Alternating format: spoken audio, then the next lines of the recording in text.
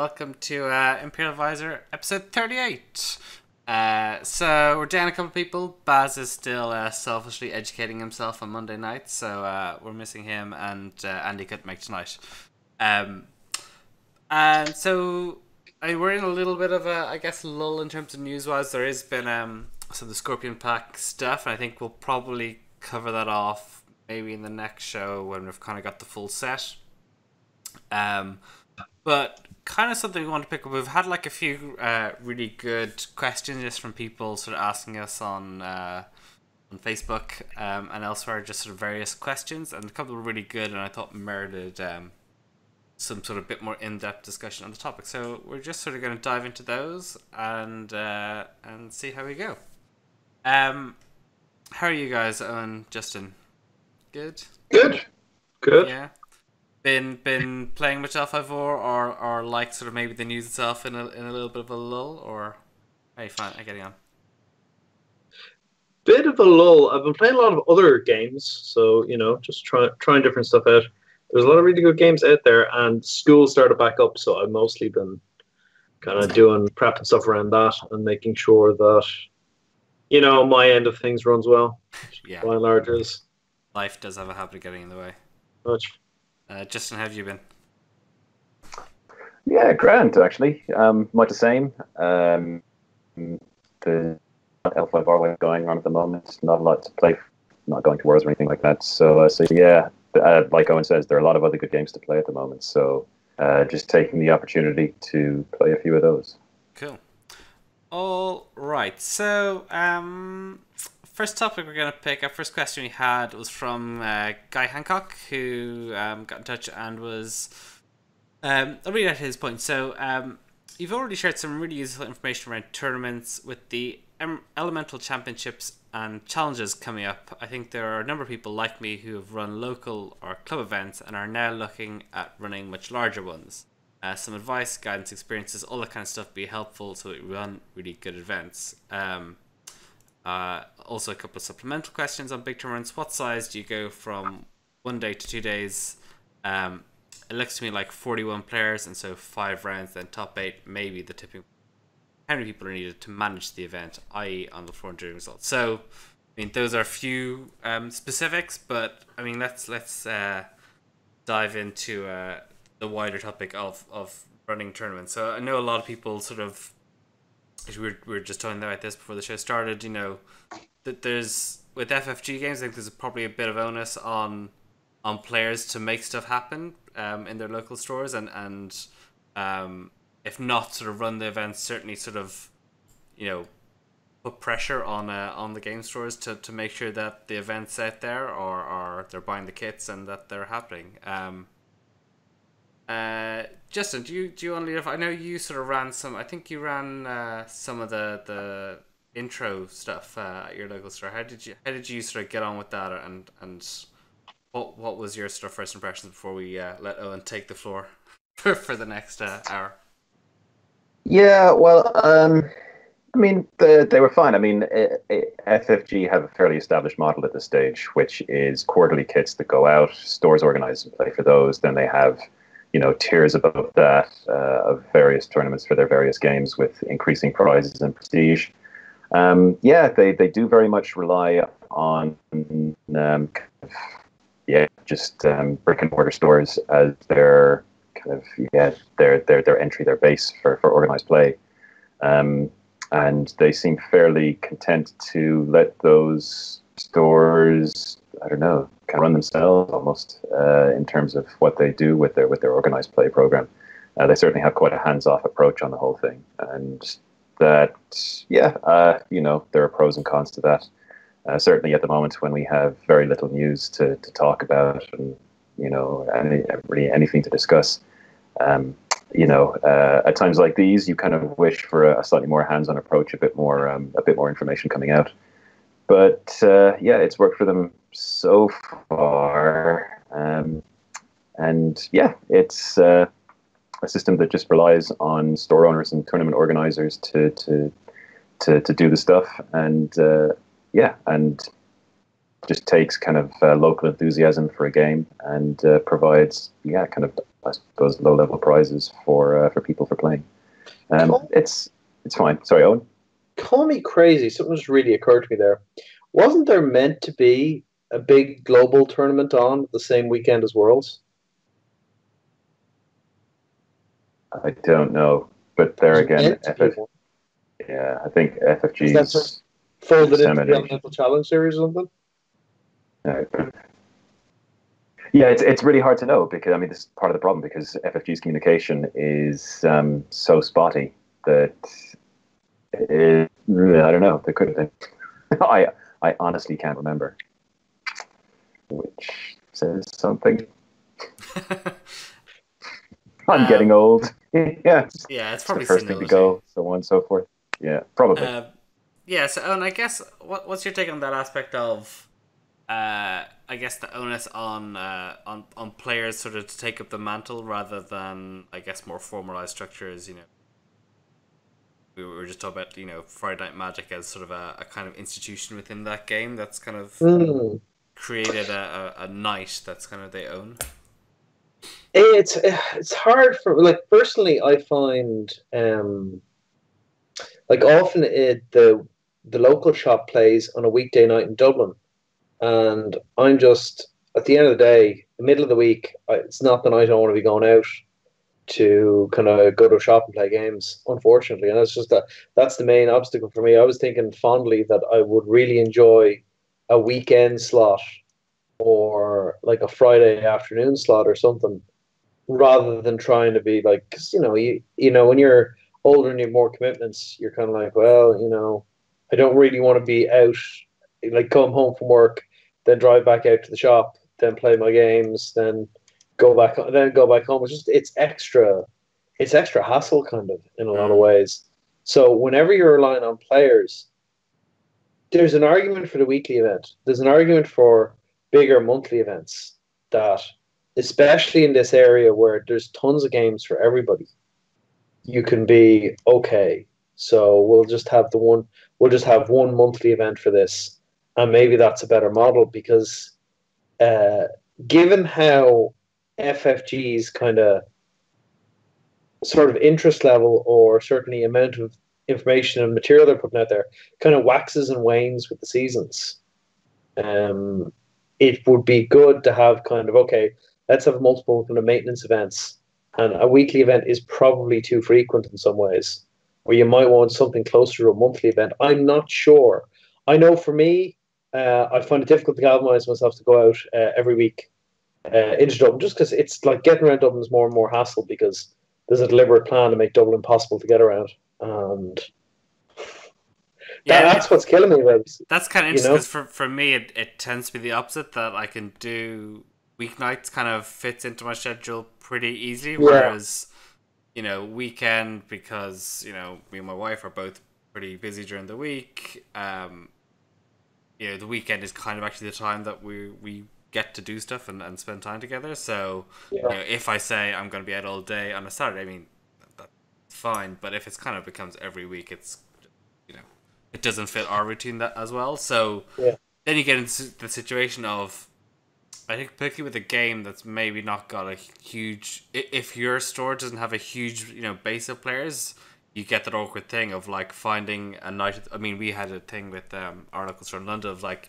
a big debate about what night should be the night, and then because packs were coming in on Thursdays, then sort of people just naturally shifted from, I think Tuesday was our original night, and so it's very hard to satisfy all the players, and depending on the size of your community in a store, that can be more or less of a problem.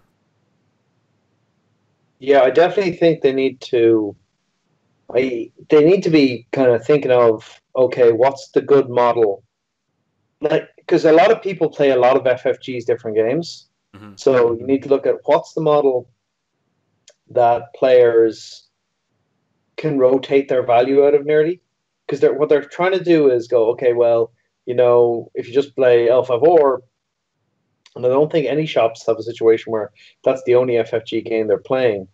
I think they need to think about, okay, is there a way to rotate this, a way to cut our cloth to suit our measure with our player base? And Yeah, like it's a little bit of that. It's a bit of it is actually Dublin being more awkward to get into now that I think about it. It is honestly that for me, and the fact there's not a local store outside of Dublin that's like not harder to get to for me than Dublin is actually what's killing me because I was thinking about it. And it's how little I go into Dublin now. Is just me down to me just going. It's just not worth the hassle. Yeah. Which is a different shocking indictment of what's going on. Yeah. Because I was just thinking about it there. Why am I going in? It's because Owen, you don't want to drive in for 45 minutes to an hour to drive into Dublin and then have a half an hour drive home. That's why you're not doing it. But yeah, that makes sense. Yeah. Yeah, I I mean, know. I get. Sorry, I just get the feeling that in our younger and more enthusiastic days, that never would have been a barrier. So is part of the enthusiasm toward the game playing a part in that as well? maybe. I Is mean, it just not? the last Yeah, time I mean, I with the old game when I was playing that at my most heavily, I was a student, and there was like we had a gamer society where Owen would regularly be, and you could turn up almost at any time that you had spare time, and there was a game there. There was someone with a deck, and you would play a couple of games, and it was just sort of almost available on demand in a way that face-to-face games rarely are. I mean, I think for a lot of people, Jigoku sort of bridges that gap of I've got a couple of hours before I go to bed or something where it's not a sociable time, but I can get in a little bit of playtime. yeah. But maybe it is we're just old and lazy or busy or senile. Yeah, well, it's just there. I mean, there are a lot of pressures now on face-to-face gaming. There are a lot of different games to play. There's Jigoku, like you said. I mean, and Owen said as well. Like finding a suitable time for a large group of adults is really really difficult. So something like Jigoku is. I mean, it allows players to play face-to-face, but it also it takes participation away from game stores. And this, I mean, all of this feeds into organized events then for FFG and how they decide to run things. And you have a situation then where the quite casual approach that FFG do take toward their organized play may actually be to their long-term detriment, because it's not generating really a lot of. It doesn't seem to generate a lot of excitement or a lot of hype. Which is something that I think you actually kind of need these days if you're going to survive in the face of all the competition. So yeah, no, it's just interesting actually just listening to the kind of the various anecdotes. Is that I'm just kind of just painting a kind of a picture of how, in a lot of ways, how dissociated the gaming experience that we have now is from how it was when we were younger. When we were younger, when we maybe had a bit more disposable time, when we were in college and there were centralized places and a lot of people about the same age group and same interests. So yeah, but yeah, it's just interesting again, obviously how gaming develops and how it changes, how tournaments and things like that develop and change, and how you have yeah. I was just going to ask on that topic, so I don't want to cut you off. But how much of a fact do you think sort of the style of game L5 Auras plays into that? So, I mean, I heard some of the other Irish guys were sort of chatting about this and sort of saying how, when they come back from having played, gone out and gone to the store and played, 3 games of an evening, the experience when they come home is not sort of happy, I've had a fun time. It's sort of, I think one of their other halves remarked like, when you come back from a night of Alpha 4, you look kind of mentally fatigued and drained, and I can definitely relate to that. I don't know if some people sort of who just have massed more games get past that stage, but it's certainly in terms of like playtime, and it is a very thought intensive game. I think in general, compared to some other sort of card games. You think that factors into what the way the game is played in both sort of casual on a sort of just down the game shop with your friends and more formal organized play scenarios? Well, I think not for nothing that the The Jigoku guys only play one game a day, because it's a tiring game to play, because there's a lot of mental energy in the game, and there's a lot of decision points in the game, and I think we remarked upon that in our first impressions, and I don't think that's changed. That it was always going to be a demanding game to play, and we thought, wow, there's so many decision points, and they get easier with a lot of reps. They absolutely get easier with a lot of reps, but you need to do those reps, and you need to keep doing those reps. So that's tough, and it kind of comes down to it's a very full-on one-on-one game, and there's not a lot of room to kind of play it loose and still win. If you're kind of playing it loose, you're probably going to lose if you're not careful, and maybe you're okay with that, and maybe you feel really bad when you lose games. So I think that's you kind of have to acknowledge that the game's tough like that. Yeah. Okay. And I think that has. Sorry, I think that has other implications as well. Just because the game isn't light, because it is a heavy game, that you do have to commit quite a lot and invest quite a lot, and that also has implications for tournament play, and for. So yeah, it's just it's it's not a light breezy game, or a lighter breezier game.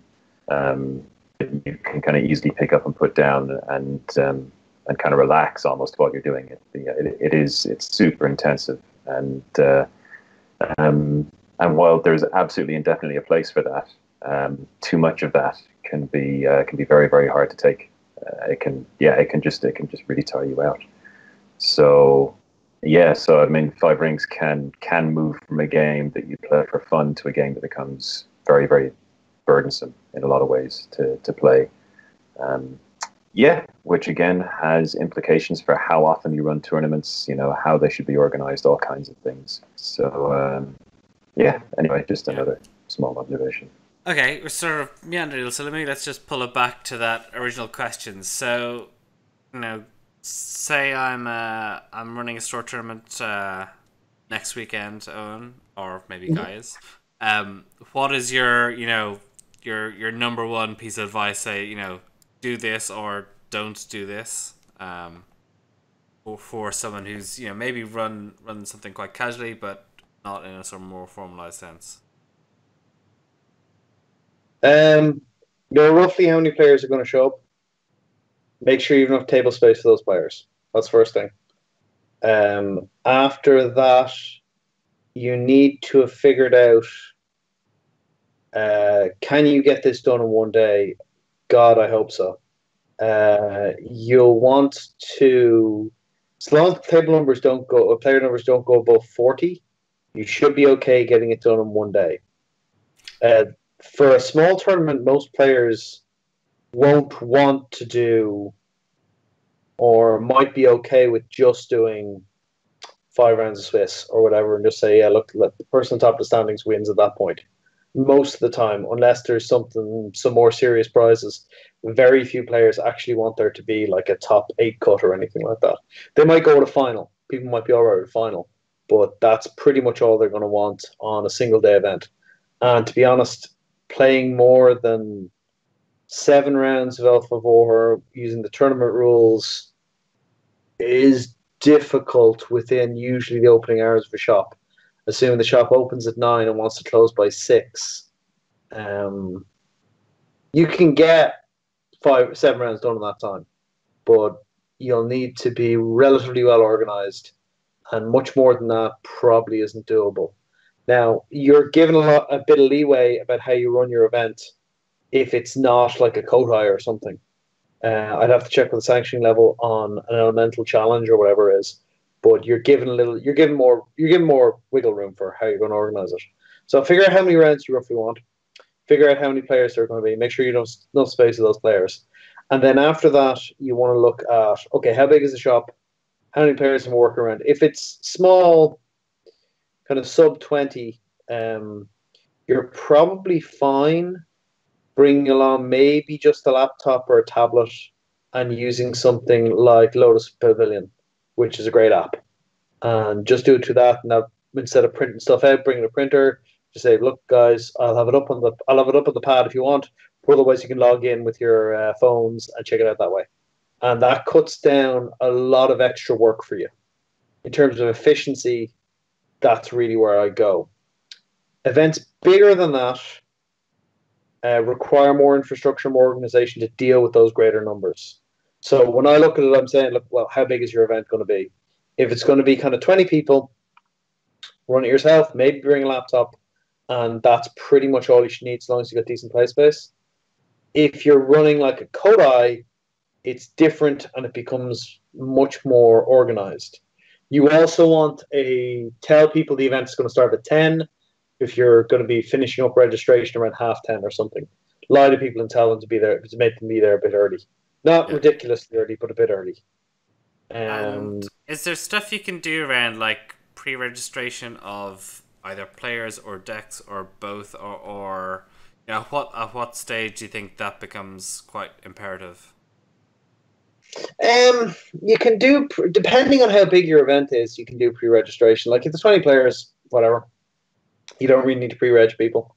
It shouldn't take you much more than about kind of 20, 25 minutes, 30 minutes to get everyone regged in, and at least you know everyone's there.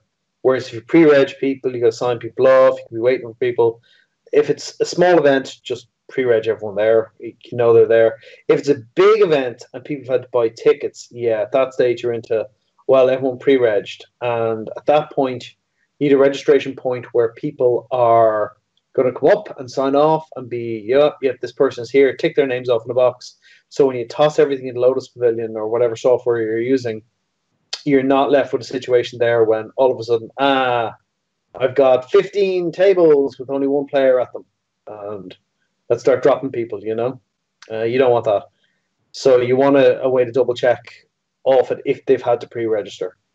If it's a small event, avoid it. If it's a large event, you're just going to have to think about it, come up with your strategy for this is how we're going to pre-reg people, this is when we're going to pre-reg people, this is when we're going to take people off the box. Make sure that's done, make sure everyone's signed in. A bunch of people will not bother signing in, despite the fact you'll make 5 announcements saying, please go sign in. There'll be 2 or 3 people who just, assume that doesn't apply to them.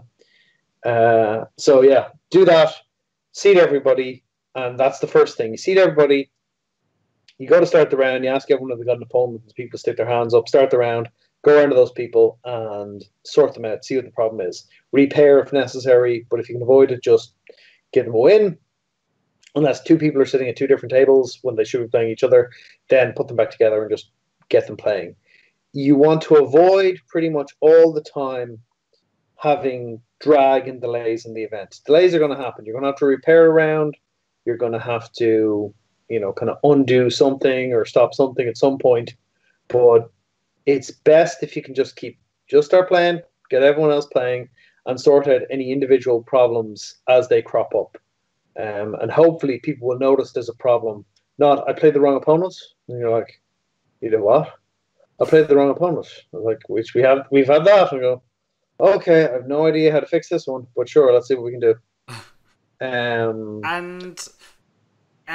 Is that one person capable of acting as judge, or at what point does that become lunacy? What is there like a golden ratio of judges to players that you would recommend? Does that how does that scale? Up to 21 persons fine, basically. Up to about 21 persons fine. Now, when you get to kind of 40, 50, you need at least 2. You probably need 3. And then after every 50 after that, you want 1 more. Because mostly for judge stuff.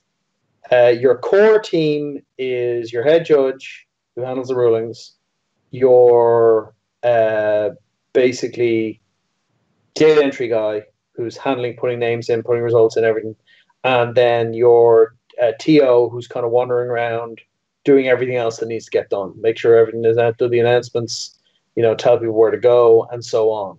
So you want one person who's good at communicating, one person who's good, decent facility with computers, and one person with a good facility with the rules.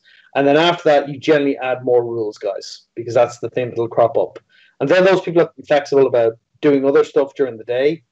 But it's only one person up to about 20 if it's a local event.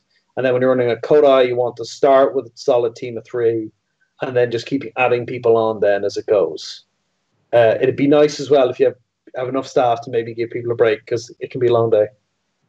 Okay, and if you are judging, what are the rulings you need to be on top of? I know at WarpCon, Baz had like a printout and of the almost like the entire ruling card by card taken from one of the I can't remember which card database it was with the rulings, but there was so you either print out the FFGs at FAQ or you print which is generally okay.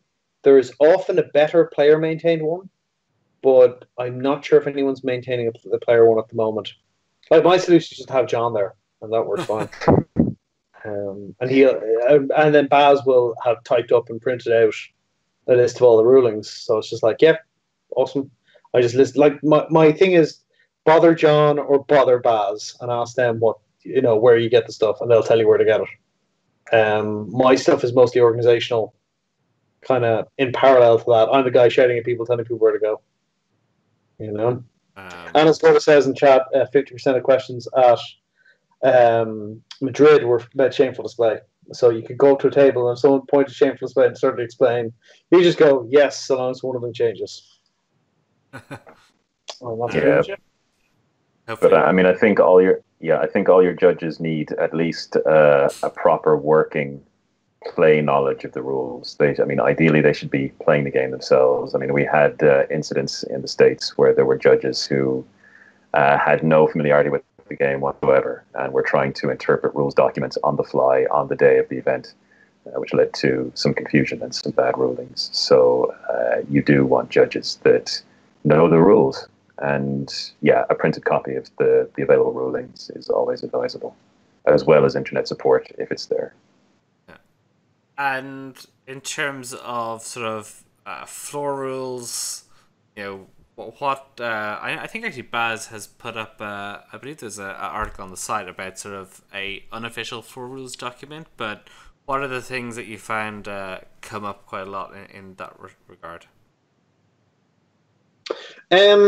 Stuff that comes up in major things that come up that are a pain to fix are people forgetting Casada,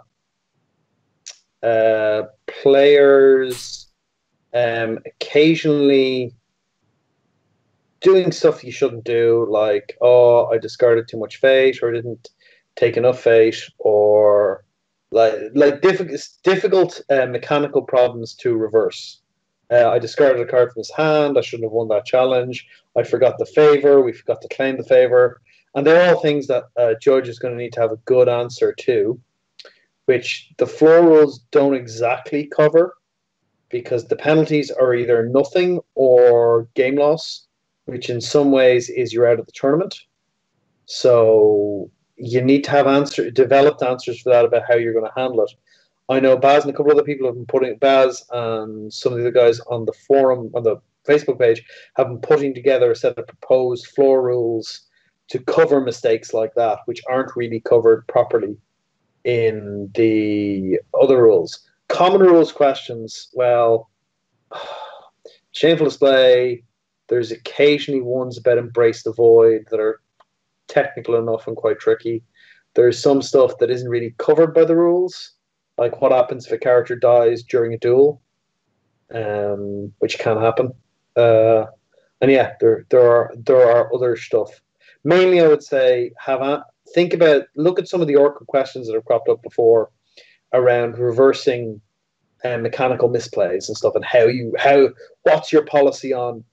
Because if you find yourself having to go, two guys are shouting at each other because one of them forgot to use Casada, and the other guy saying, well, you can't just use it now, and the other guy say, well, we're just going to rewind the game, and the other guy say, but you've seen 3 or 4 of my cards play. What do you do at that point? Don't be thinking about that particular scenario at the table, because you're probably going to have to make a decision very soon, and you may regret that decision later when you get roasted online about it. So you want to come up with an idea and say, right, this is how we're going to handle it. So at least we've thought about it beforehand, and at least some of the player base are working on that at the moment. So people will have, okay, this is the best solution we have at the moment to this particular problem. And so long as it's applied consistently, at least players know, yeah, that's going to how it's going to do.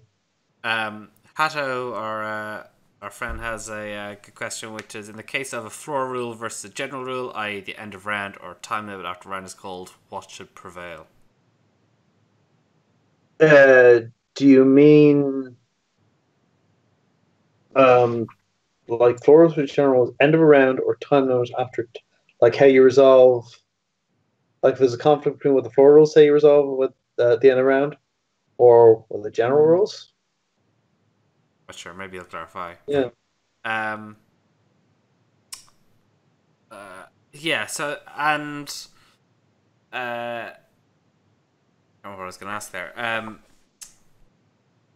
So, oh yeah, there was something else that Baz noted, and I know you was the bane of your life at Birmingham, was GDPR. God, I deal with that in my real job. Oh, the Well, worst. is there like is there like anything people need to bear in mind to stay on the right side of that? I'm guessing it only really applies to people in Europe. It mostly applies to people like who are attached to large companies in a direct way, really. Yeah. Like if like it's about getting people's consent before you attach any of their effectively contact information to their personal information.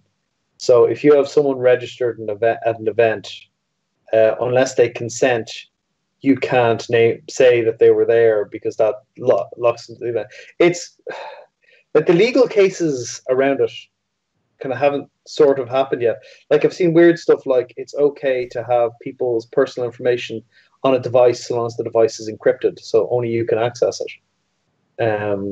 And there are problems around publishing people's names. So do you need to write up a disclaimer form as someone running an event to go, here is how, please sign this form. I'm going to mention who won the tournament at the end of the tournament and who came where.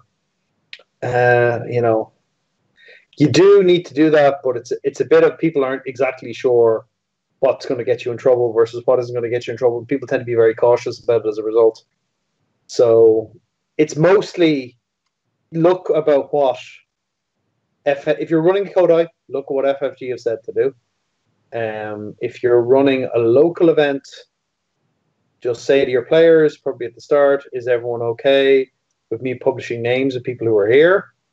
And if they aren't, if anyone isn't, then just put them in under a pseudonym, Maybe people start to need to use their magical samurai names rather than their real names. I'm not sure. It's a difficult one because I don't want to answer because, I'm not a lawyer.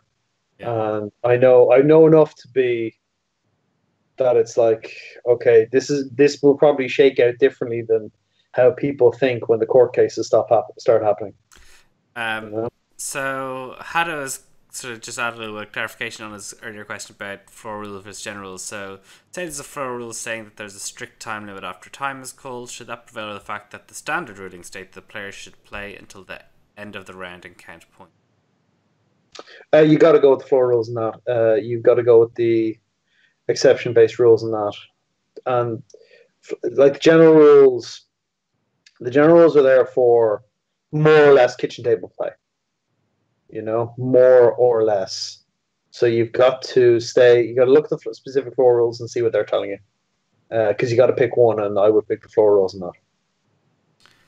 Okay. And another topic that's kind of, I guess, interesting that sort of Baz mentioned was, how do you keep players interested when, they may go, 1-2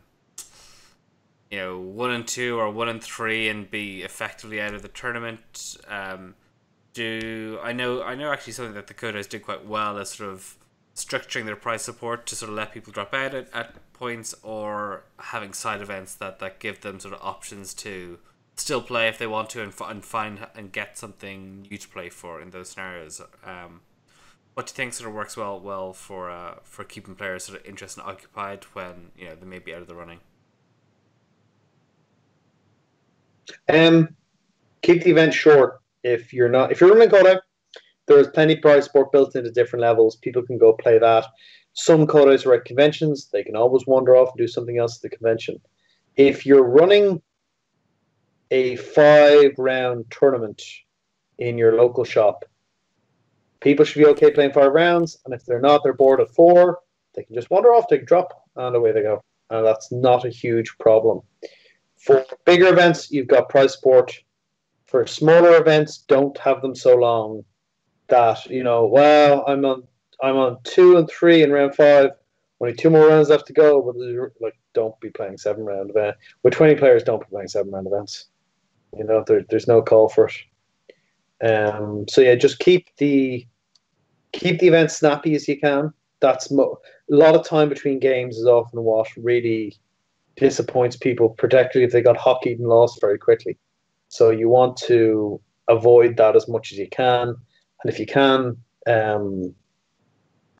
give people kind of a place to hang out that isn't just at the tables, if you can, which is always nice. Okay. Baz in his notes also mentioned that for single elimination, if you do have any sort of cut, the challenge is quite a good resource. And again, like Lowe's Pavilion is kind of quite easy to share and access with people. Gordo is giving us an extensive rundown of GDPR in chat. I don't know if that's worth. I feel like after he's written this short essay, it's worth reading for him. So he says 3 things to bear in mind. 1 is informed consent. You need to tell people what you're going to do with the data, why you're collecting it, how long you plan to keep it for. 2, transfer of data. If you're going to move it between systems, you need to track that. They do not need to be informed of the transfer, but if they ask for their own data to be deleted, you will show an audit trail. You should only be using it for running your event. If FFG want to use tournament data for anything else, such as promoting the winner, they need to give you their own GDPR boilerplate. Data retention. You should only be keeping personal data as long as you need it. Arguably, you need to delete everyone's name at the end of the event unless you tell people that it will stay on Lotus Pavilion for longer, as an example. Anonymized data is fine. You can keep your clan breakdown, etc., because that's not personally identifiable. Nicknames and handles, people using their samurai names is not good enough because they can be used to identify an individual later. So yeah, it sounds like if you have any GDPR questions, annoy Gordo with them. He's the man to hassle. Okay, so what are the things that typically catch you out running tournaments? That is it time? Is it players? What are the things that is it facilities or printing, or what are the things that go wrong most often? I usually bring 2 printers because I've been burned by printers before. Occasionally, you have a printer and a laptop decide to stop working together, so I usually test them the night before to make sure they're still working. I've had 2 players in my top 8 not show up in the morning, and me give them extra time and them still not show up, and then give me a really, really, really crappy decision to make. That's one of the most annoying experiences I've ever had. The top 8 was ready to go, and then 2 players didn't show up, right. And you're kind of trying to contact them, and they're just not contactable. So yeah, that's frustrating when it happens, and all you can really do is go, look, you're sorry, you're gone. You were not here on time. Stuff that otherwise tricks you. Venue looking to close early, or venue event running a bit long, and venue getting very strict on time. You may need to go over and be very diplomatic and very nice, and see if you can't rank a little bit more time out of it. Compute software crap in the bed happens occasionally. Just hope you have someone with you who can do stuff with software, and that includes occasionally being willing to manually pair the first round, and then Now you throw the first round, and then go, okay, well, let's fix this up. Other stuff, players getting in a flaming row, and harsh language being exchanged, and then having to kind of get in the middle of that and try and resolve it as best you can. Gordon's advice on venues closing early is to buy security some beers. Yeah, that's pretty much it. You got to be over there and be very diplomatic. And be nice. To that point of flaming rows and some of the points about sanctions and stuff, what is the sort of best way to handle, say, accusations of cheating? Say, this guy drew extra cards or he didn't pay fate. How do you begin to sort of make decisions when, I guess most of the time it's going to be, one person's word against another? Is there a way that you find you can be impartial in that, or how do you approach that yourself? So often the point at which you get to it, the shouting has already started. So you'll get guys kind of very loudly defending their point of view. Like sometimes one guy's made a mistake and he's apologetic, and the other guy is maybe just like, what are we going to do? And kind of strident. And again, the floor rules are not super helpful in this, so alternate set are being drafted up to help people with it. You've got to have a decision made about are you okay giving someone a game loss in this system when a game loss basically will put people out of the tournament at some points. And you have to be like, okay, well, I guess I have to game loss you. And you might, when you do that, you have to have a discussion with the person you're game lossing to kind of effectively apologize for them, even though you've done nothing wrong, but you have to DQ them. And either the person will be, that's fair enough, or the person will be, okay, but I feel very hard done by, or the person will get a bit aggressive with you, which happens. I need to be kind of okay with that happening and hopefully have some other people there to kind of support you a little bit while it's happening. So sometimes what you have to do is one of you goes in, gets involved in the flaming row, and then a different person kind of tags in to finish the discussion. A sort of good cop, bad cop strategy. A little bit of that, but a little bit of also, okay, this person has vented their spleen in my face. I'm honestly a little bit annoyed about that because I didn't deserve that. I'm just trying to run the tournament. I'm going to tag it and let somebody else handle that. Because maybe I'm a little bit annoyed at the stage because, I don't want to get shouted at for, you don't know this, okay, cool. Well, that's unhelpful. That's an unhelpful personal comment. Okay. And then, you tag out, someone else comes in. That's fine. You also want, when you go down, you get both players to kind of explain what's happened. You have to listen to both because they both have versions of what's going on. Let's assume they're both arguing. And then you might have to ask, you ask the players on either side and see if they see anything. And they'll probably tell you, well, we saw nothing. You're okay, fine. And then you try and reconstruct what happened. And most of the time, you can at least kind of figure it out. If you go back, if you rewind things a little bit, you can figure out what went wrong and why it went wrong. If it doesn't, it's unfortunately down to, okay, what can we correct out of this? Grand. Correct it with the least imbalance possible. And then you put a judge on that person for whichever person on the was accused or wasn't accused, or sometimes both of them for the next round if you can, just to keep an eye. And that's kind of it. And I guess maybe sort of related to that topic of having a judge watching, streaming. If I want to go, hey, this I'm running my event and I've got a little streaming set up, I think it'd be really fun, I think people would want to watch. What are the dangers and pitfalls? I think we've probably talked about these a few times on the show previously, but what should you bear in mind if you want to stream your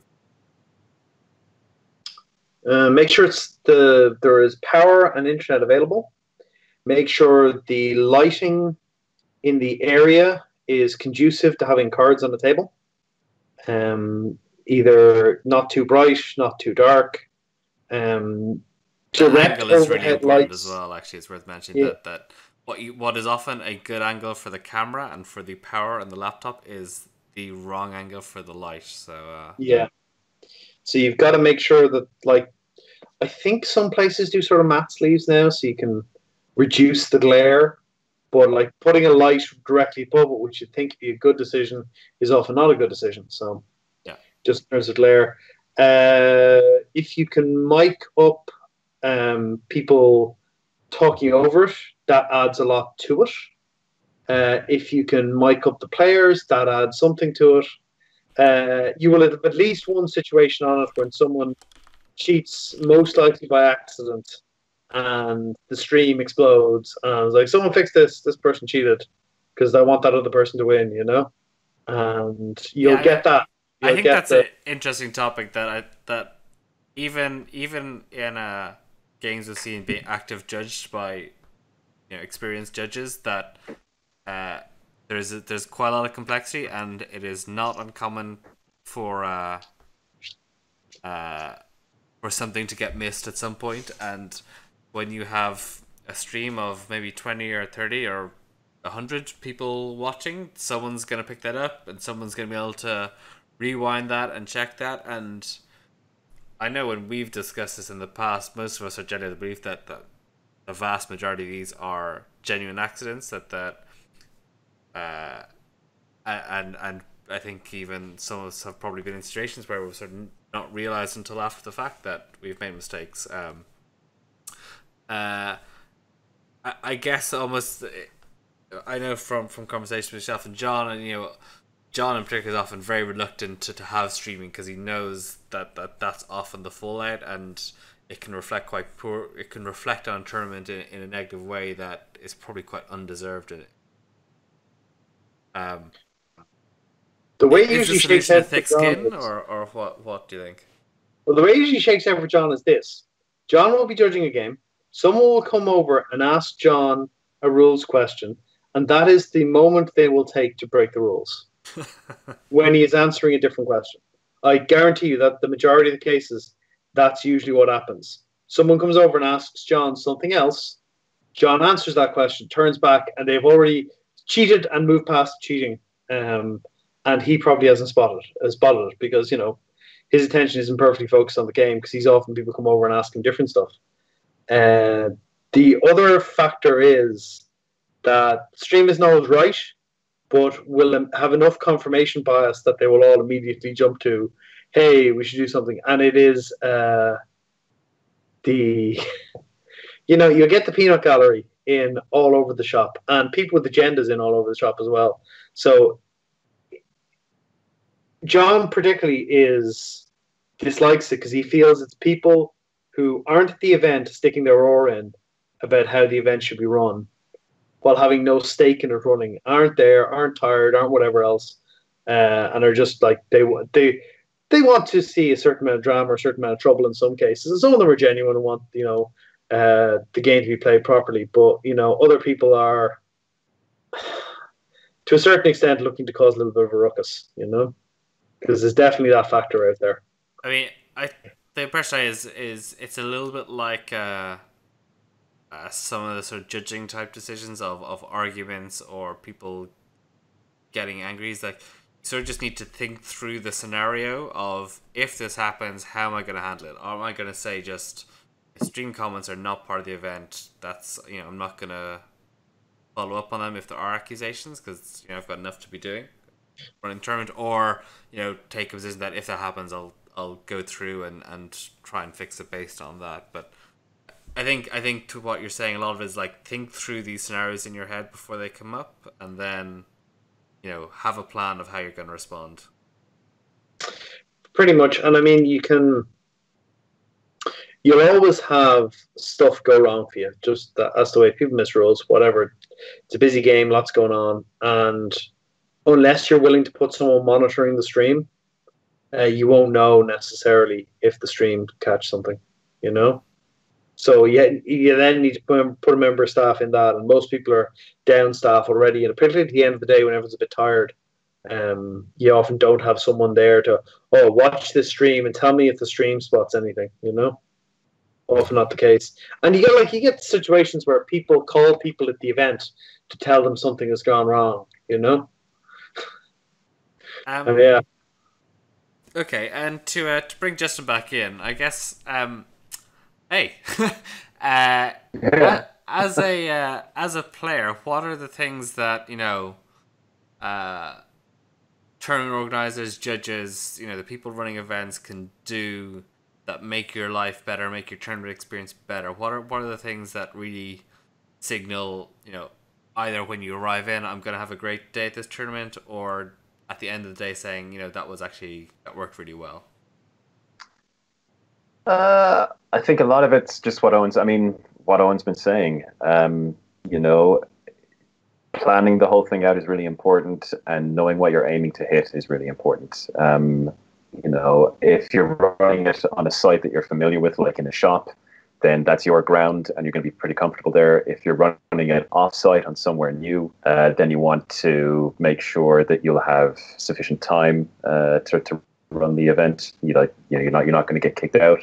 But as a player, having space is really important. There's nothing that makes a long day longer and phrase tempers faster than like a really crowded, hot, unpleasant environment where the general atmosphere just kind of contributes to the exhaustion that kind of takes place or progresses over the course of the day. A roomy, a roomy enough venue.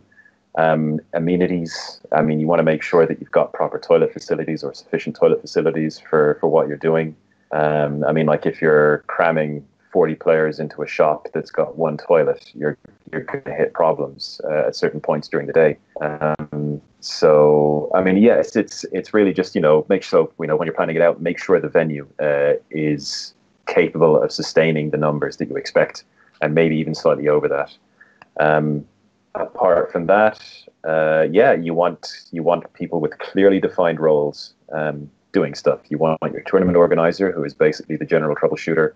You want your head rules guy, his coven of little wizards, who are going to make sure that all those questions are answered and that there aren't going to be any problems which are going to come back on the tournament as a whole, like getting a key ruling wrong or something really obvious. I mean, because there's no kind of outrage like nerd gamer outrage.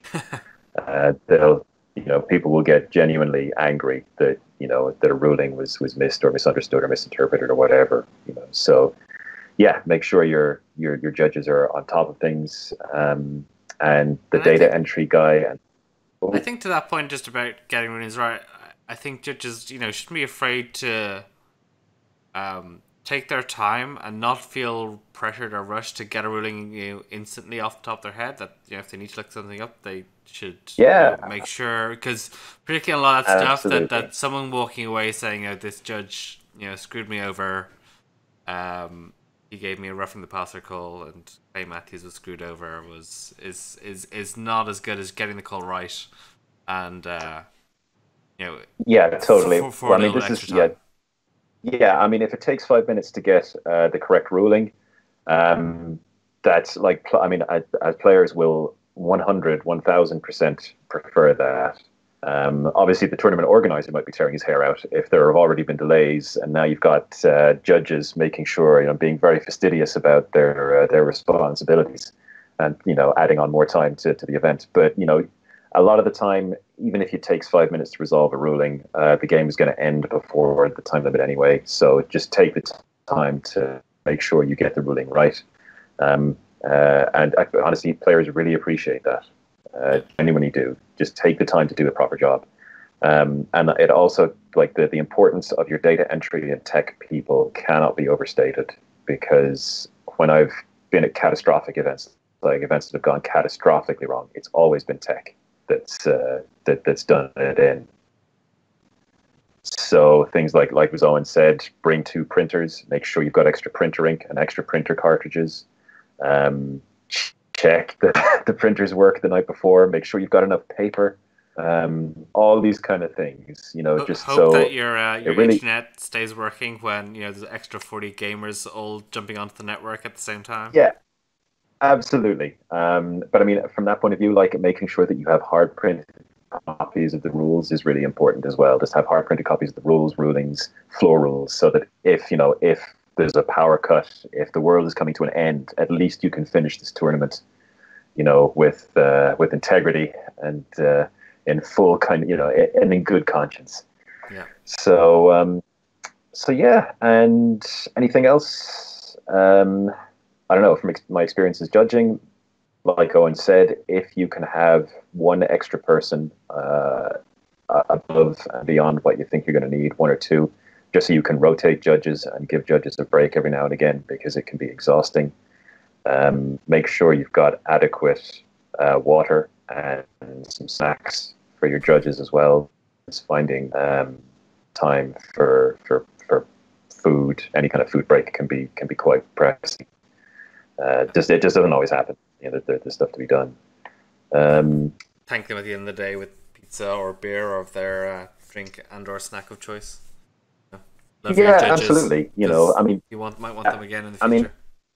Definitely. The whole thing is like it is a community thing, and while I tournaments, Jesus, it's probably close to 20 years ago that I was running, 15 to 20 years ago. But it is a community thing. And we're super fortunate to have Eoin and John as basically the superhero duo in Ireland who run all the stuff here, because they're both amazing.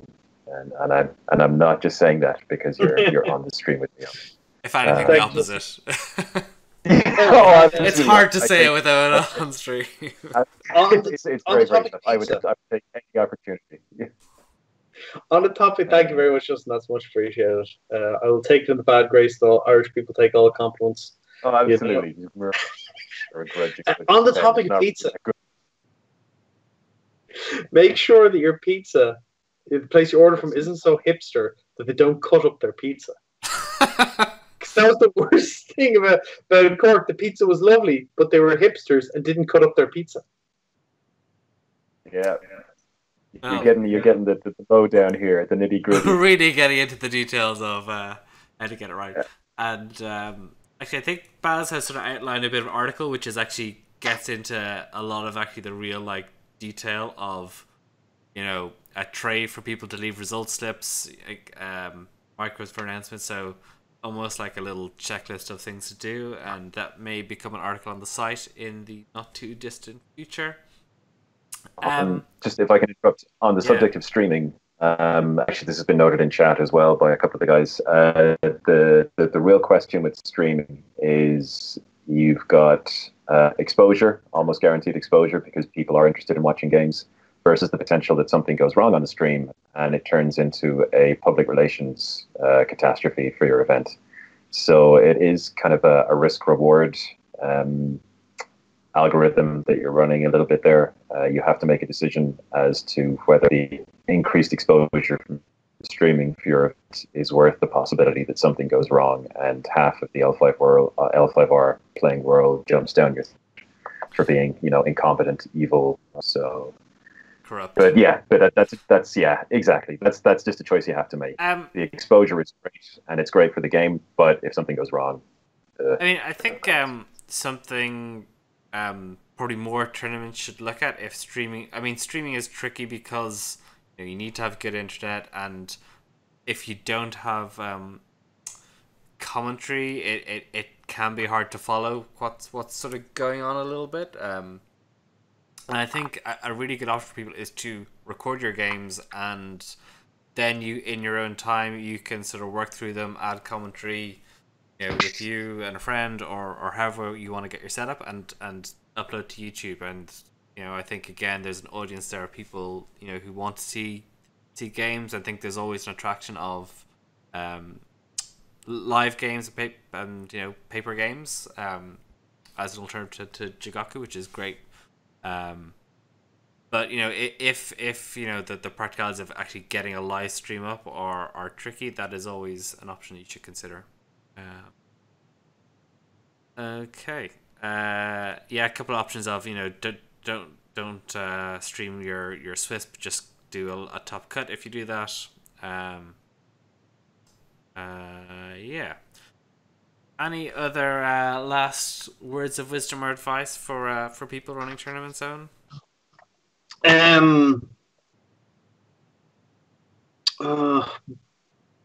Be ready for somebody important to be sick on the day.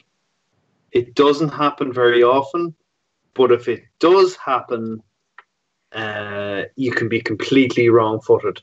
So if your tech guy bringing the laptop gets sick, super sick, and can't come, you need a plan early on. Now, hopefully they'll tell you like the night before or something, and you can move some stuff around. But it has been known to have, like, I've had people occasionally not make an event because of illness or because of something else, and thankfully both times they arranged me a replacement, and so I was very happy with that.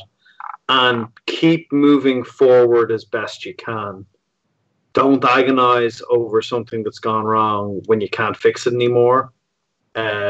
Keep pushing on. Don't be like, oh, the event's ruined, I might as well just stop. And like, no, keep pushing forward. If something bad happens, mull it over later and just keep going until the whole event's done. Because often the one little thing that goes wrong, like if your round completely missed pairs and misfires, yes, you're going to have to repair it. If 2 people are paired wrong out of 130 tables, see if your tech guy can sort it out for you. And yes, also I repeatedly taunt the heavens and say things like, come hell or high water, this event will start at 10 o'clock. And it did. And I guess one last thing is, if you are a player, which I guess the vast majority of people are players on the tournament, is thank your judges and your TOs. Give them beer or pizza, cut or even uncut. If it is John, give him Coke Zero. Yeah, I love your judges and your TOs, because it's an at-time thankless job. But without them, you don't get to play in tournaments, right?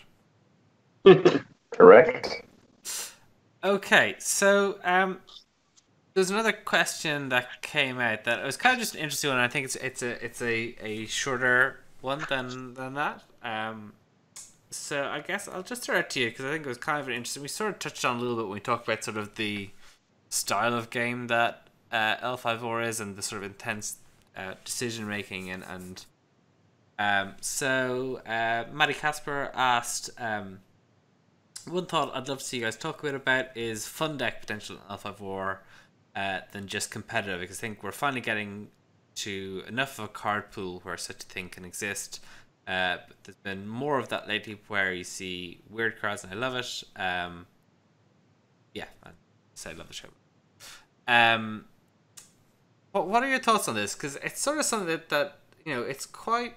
I think particularly that the new game is a relatively serious game in both sort of tone and sort of mechanically. It's quite it's weighty.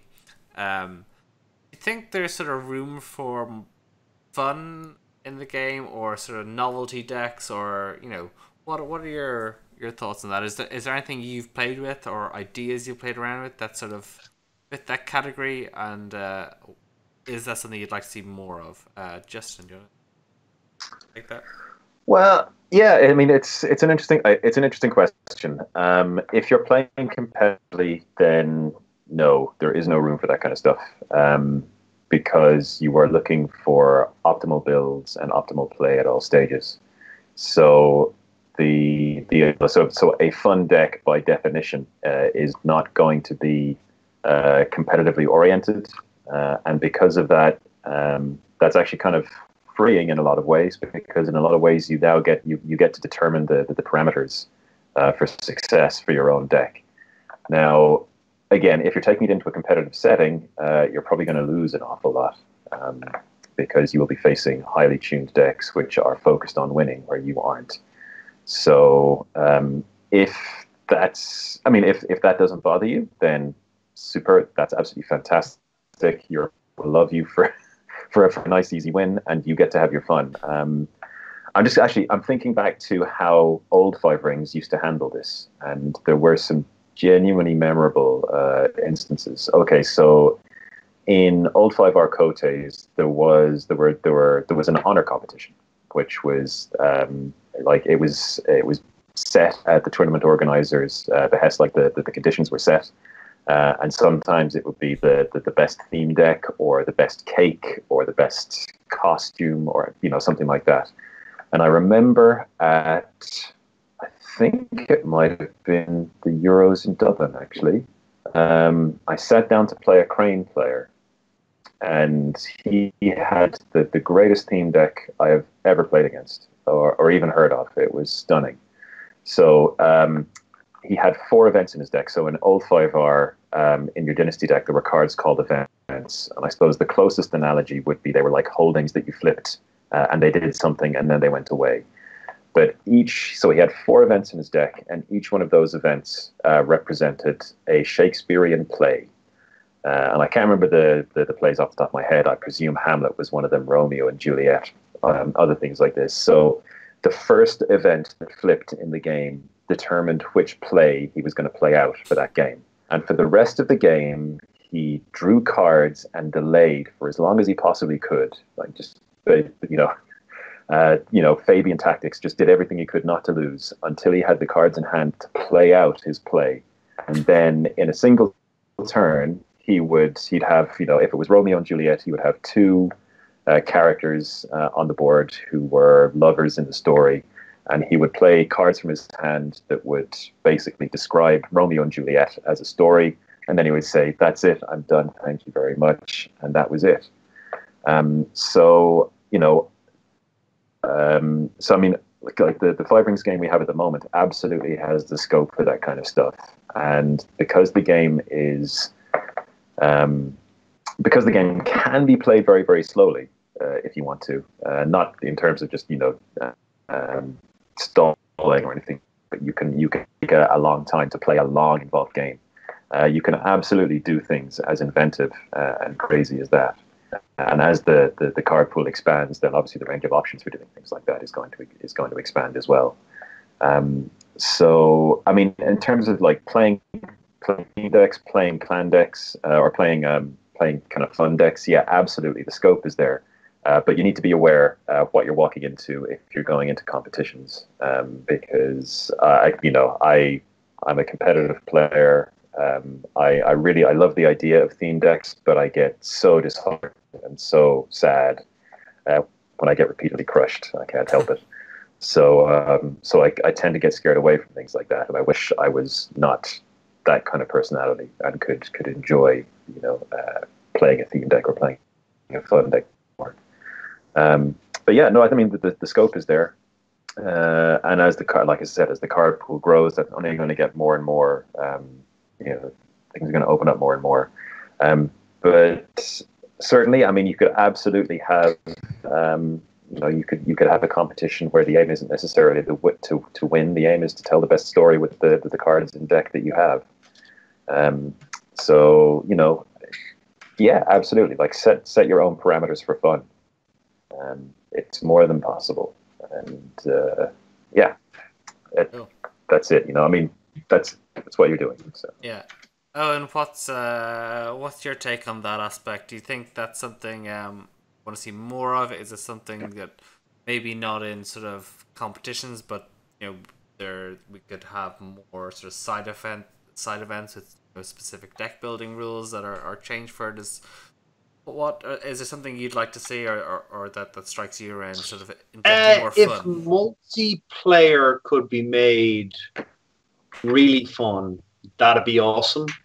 If we got a big story kit that maybe had still a competitive element, or maybe you put together some sort of automated deck you play against, I think that'd be amazing. I'd love to see some very different modes of play available for the game. The current game is really well balanced, really well put together in what it does, but it's harder to have kind of a fun game with it, because when you start going behind the game, stuff starts to get very tough, very pinched on you, and doing kind of completely flavor plays just make you lose super fast. There's not a lot of play for, I'm going to have a bunch of fun with this. You're just going to, if you're playing against somebody who's just there to win, they're just going to win really fast, and you probably won't get to do your cool thing. An expanded card pool helps with that. So the more cards that go in the pool, the better. And the wider the card pool gets, and the wider the variety of strongholds and everything available to people is good, because it allows people to maybe play some funny decks which are not super competitive, but sometimes act as spoilers. And sometimes people have fun doing that, going out, going, well, I'm going to ruin all the Dragon players' day today. I'm playing 30 cards, discard attachments. You know? Yeah. And I think often with those decks, you know, I know our friend Jude came to, I think, the Court Kotai with a honor running deck before, you know, there was very much support for honor running at that point in time. And I think the goal was not really expecting to do well, but just wanted to win one game by an honor victory, just to, you know, say he did. I'm not sure he succeeded in winning that one game, but you know, he set his parameters like, you know, I want to get an honor victory out of this tournament, and you know, that's kind of an framed differently. Also, Gordo in chat, sort of a long-time Mantis loyalist, saying that he has a clan-free deck with everything but the stronghold is clan-free. I suspect it's Mantis clan, but that's kind of cool as well. All right, so I think that's gonna wrap it up for today. I'm guessing we'll be back next time to talk the Scorpion pack, Underhand of the Emperor, and that'll be pretty exciting, and should be loads to talk about that as well. Thanks, guys, for distilling your wisdom on all things tournaments, and yeah, we'll be back soon. Do we have a beaver fact, Owen? Yeah, I was looking up beavers eat different food depending on, or eat different types of trees depending on what's available, but also cache certain trees so that in water, so that they think as time goes by and certain nutrients leach out of them, they become easier for the beavers to eat. So as the cellulose starts to break down, they'll then revisit them later, which is fascinating. And they get, due to the way beaver digestive systems work, the faster the food travels through them, the more they absorb from it, probably due to lower levels of cellulose. So they'll starve to death on red maple. So they need other stuff to eat. So they eat red maple as like it's their least favorite food. But they will, which is quite shocking because you think it'd be quite sweet and nice, but it's like the least favorite food for them. So it takes them up to 84 hours to digest it. So they kind of prefer the idea of eating something else that goes down a bit quicker. All right. Thanks for that. Okay, so thanks guys. Thanks for all the guys in chat as well. I know sort of the slightly earlier time caught a few people off guard. Thanks as well to Maddie Casper and Guy Hancock for the questions. If you do have like topics that you're kind of keen, or questions you kind of want our take on, do just sort of get them over to us, Twitter, Facebook, however you want to find us, we can be found. Yeah, that they're always interesting, and we may reply just directly, or bring it into the show if it's kind of a topic that merits a bit of more in-depth discussion. All right, so I'll be back soon. Thanks, guys. Bye. Bye now. Take care. Thanks, everybody.